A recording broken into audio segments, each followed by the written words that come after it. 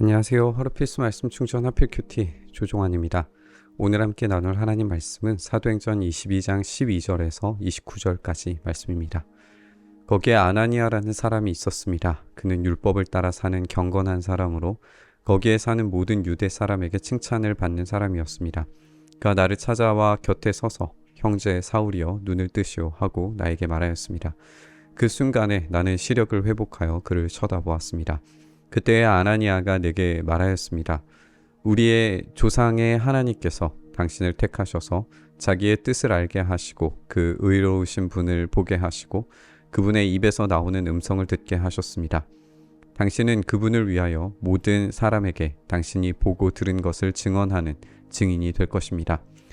그러니 이제 망설일 까닭이 어디 있습니까? 일어나 주님의 이름을 불러서 세례를 받고 당신의 죄 씻음을 받으시오.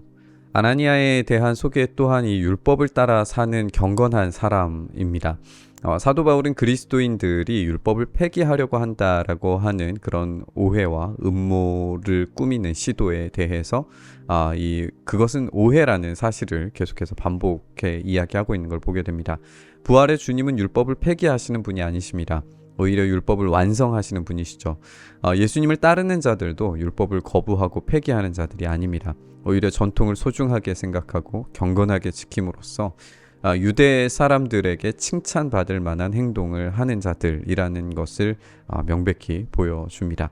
사도 바울은 아나니아와의 이 만남을 통해서 하나님께서 바울을 향한 계획이 있고 그 의로우신 분, 곧 예수님을 보게 하시고 그 음성을 듣게 하심으로 그분을 위해서 모든 사람에게 보고 들은 것을 증언하는 증인이 되게 만드셨다라고 이렇게 말합니다. 우리가 지난 본문에서 함께 나눈 것처럼 바울의 일행과 지금 이야기를 듣고 있는 이들은 보아도 보지 못하고 들어도 듣지 못하는 자들입니다. 그런데 바울은 보고 들었죠. 그 보고 들은 것들을 증언하는 증인이 되는 겁니다. 그래서 예루살렘의 주민들 앞에서 증언하는 증인이 됨으로써 바울은 이전과는 전혀 다른 위치에 서 있음이 분명하게 드러나고 있습니다. 그 뒤에 내가 예루살렘으로 돌아와서 성전에서 기도하는 가운데 황홀경에 빠져 주님이 내게 말씀하시는 것을 보았습니다. 그는 말씀하시기를 서둘러서 예루살렘을 떠나라. 예루살렘 사람들이 나에 관한 네 증언을 받아들이지 않을 것이기 때문이다 하셨습니다. 그래서 내가 말하였습니다. 주님, 내가 주님을 믿는 사람들을 가는 곳마다 회당에서 잡아 가두고 때리고 하던 사실을 사람들이 잘 알고 있습니다. 그리고 주님의 증언자인 스데반이 피를 흘리고 죽임을 당할 때에 나도 곁에 서서 그 일에 찬동하면서 그를 죽이는 사람들의 옷을 지키고 있었습니다. 그때 주님께서 말씀하시기를 가라, 내가 너를 멀리 이방 사람들에게로 보내겠다 하셨습니다. 예루살렘으로 돌아와서 이 성전에서 기도했다라고 하는 이 설명은 지금 이 이야기를 듣고 있는 예루살렘 주민들에게 다시금 자신이 율법과 성전을 모독하고 폐기하려고 한다는 것이 모함이고 거짓이라는 점을 분명히 하고 있습니다. 게다가 성전에서 부활의 주님을 만났다라는 것을 이제 증언하게 되는 거죠. 이것이 어쩌면 유대인들의 마음을 더 불편하게 만들었을 겁니다. 하지만 바울에게 있어서 예수님께서 바로 성전의 주님이시다라는 점은 이 환상을 본 것에서 더 분명하고 선명해집니다. 예수님은 예루살렘을 떠나라고 지시하십니다. 왜냐하면 예루살렘 사람들은 바울의 증언을 받아들이지 않을 것이기 때문입니다. 그것은 환상을 보기 전 바울이 스데반을 죽이던 때나 아니면 환상을 보고 있었던 그 당시에나 지금 증언하고 있는 순간이나 마찬가지입니다. 예수님은 바울을 향한 계획, 예루살렘을 떠나야 하는 이유를 설명하십니다. 바로 이방 사람들에게 보내겠다라고 하시는 거죠. 성전의 주님께서 이방 사람에게 증인이 되도록 보내고 계십니다.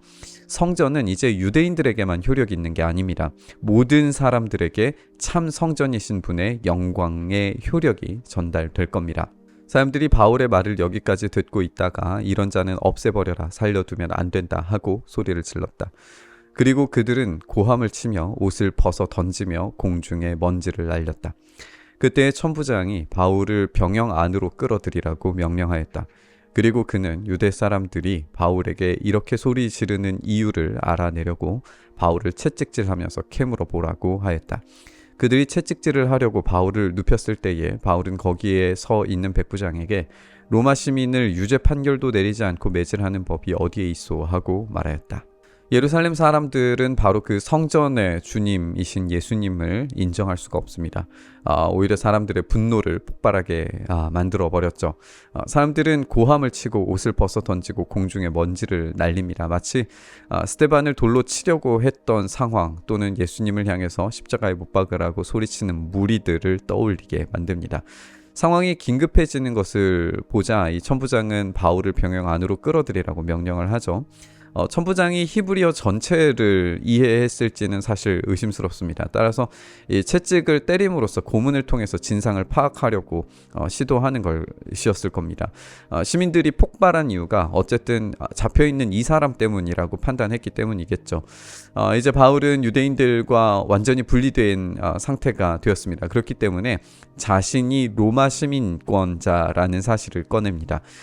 바울은 유대인들에게는 자신이 얼마나 탁월한 유대인이었는가를 보여주고 이방인들에게는 자기가 로마 시민이라는 점을 나타냄으로써 굉장히 유연하고 효과적으로 자신의 입장을 변호합니다.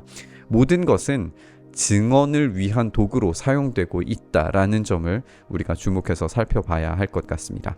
백부장이 이 말을 듣고 천부장에게로 가서 어떻게 하시렵니까? 이 사람은 로마 시민입니다 하고 알렸다.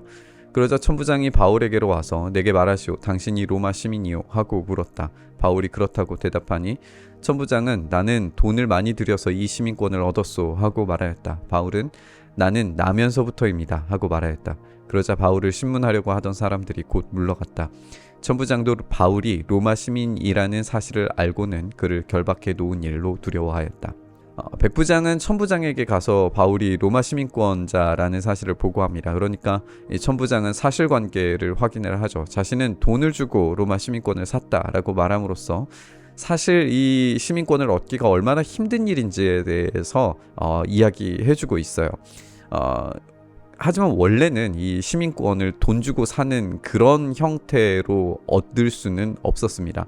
아마도 천부장이 이 돈을 주고 샀다라고 하는 것은 윗선과 뇌물을 주고 공을 인정받는 일련의 과정을 겪었다라는 것을 이야기하는 걸 거예요.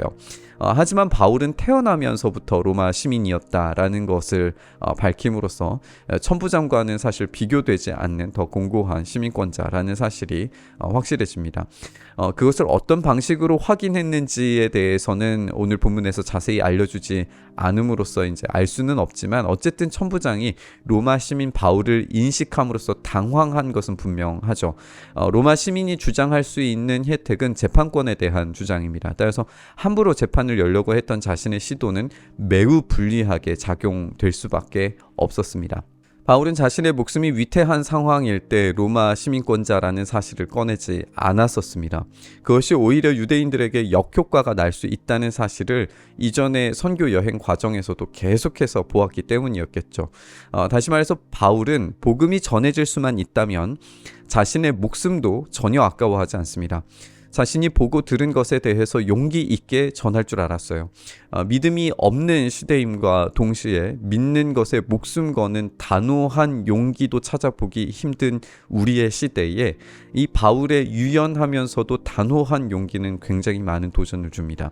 그것이 결국 성전의 주인이신 예수님을 전하는 도구로 사용된다면 그 어떤 것이든지 얼마든지 드릴 수 있었다라는 점을 우리가 생각해 봤으면 좋겠습니다.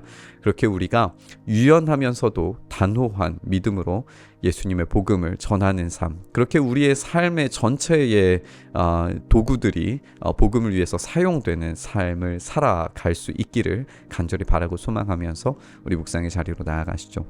주님, 그렇게 우리가 유연함과 단호함으로 이 복음 전하는 데에 우리의 모든 삶을 사용할 수 있도록 힘과 용기 더하여 주시옵소서.